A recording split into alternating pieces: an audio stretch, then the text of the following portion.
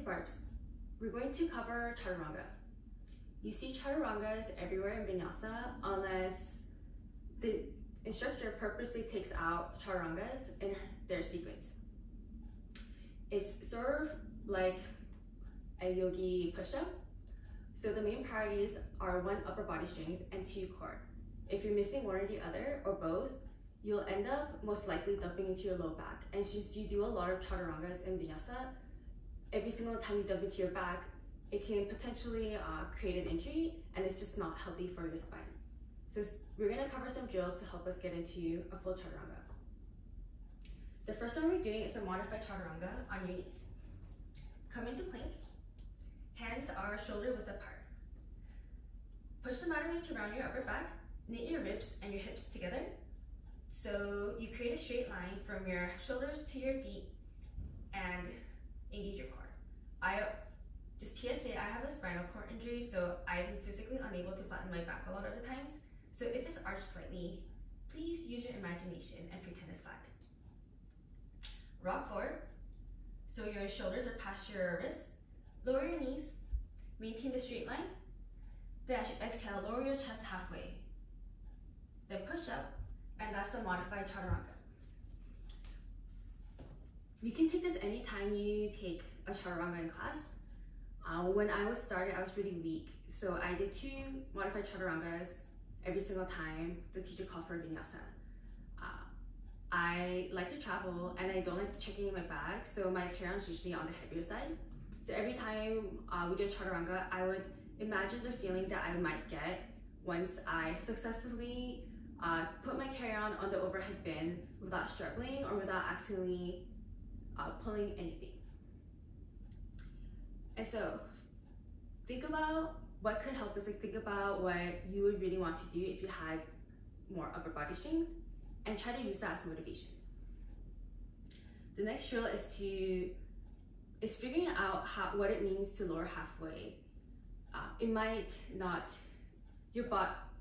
unless you've worked out a lot or unless you did a lot of push-ups, you might not necessarily know what it means to lower halfway. We want to create a right angle with our elbows whenever we do a Chaturanga. In order to better remember, or for our body to better understand what it means to lower halfway, get a yoga block and measure your forearm.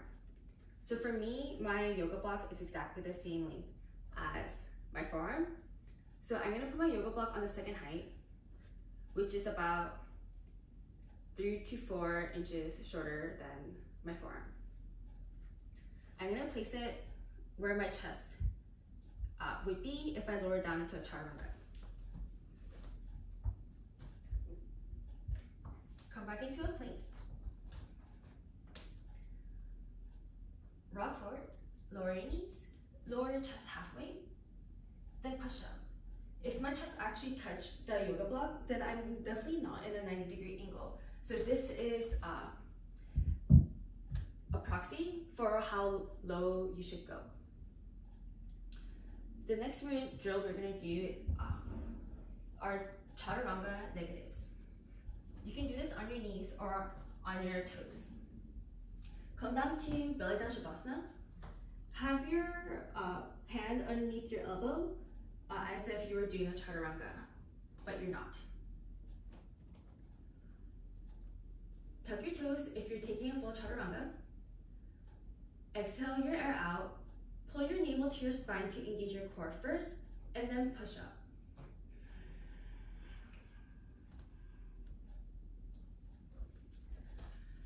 Whenever you do a negative, it works basically the same muscles when you do a normal Chaturanga. So if you don't have the strength to lower down, it might be easier for you to build up the strength to push up first. Then because you're working the same muscles, if you get better at that, you will get better at lowering down. The last drill we're gonna do is getting into a Chaturanga and pushing up very, very slowly. That way, we're not using momentum to cheat. Come into plank. Rock forward, then lower. 5, 4, 3, 2, 1. Lift. 5, 4, 3,